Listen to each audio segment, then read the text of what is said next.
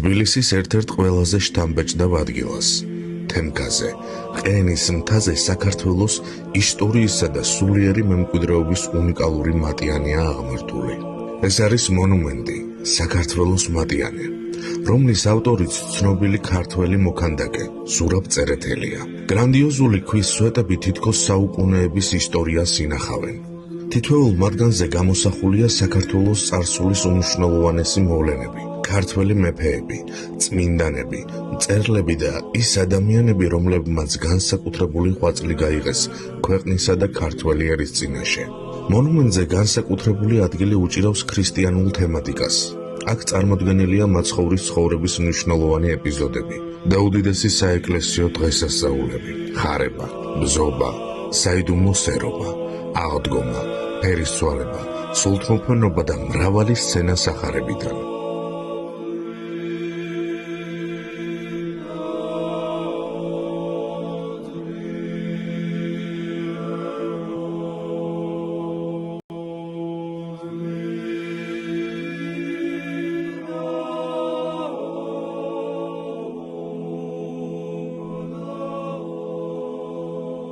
საქართველოს მატიანე მხოლოდ ისტორიული ძეგლი არ არის. ეს არის ქვაში და ბრინჯაოში გაცოცხლებული ამბავი, ქართველი ერის სარწმუნოების, ბრძოლისა და კულტურის შესახებ. მონუმენტის აღმოსავლეთით მდებარეობს ყოვლადწმინდა ღვთისმშობლის ხარების სახელობის ტაძარი, რომლის მშენებლობაც 2005 წლიდან დაიწყო.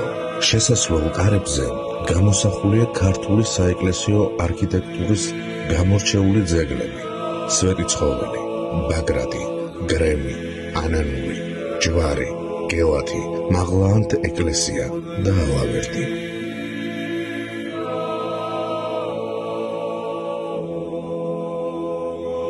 და ბოლოს, ეს ადგილი განსაკუთრებული არა მხოლოდ თავისი ისტორიითა და არქიტექტურით, არამედ ყენის მთიდან თბილისისა და მისი შემოგარენის ულამაზესი ხედებითაც გამოირჩევა.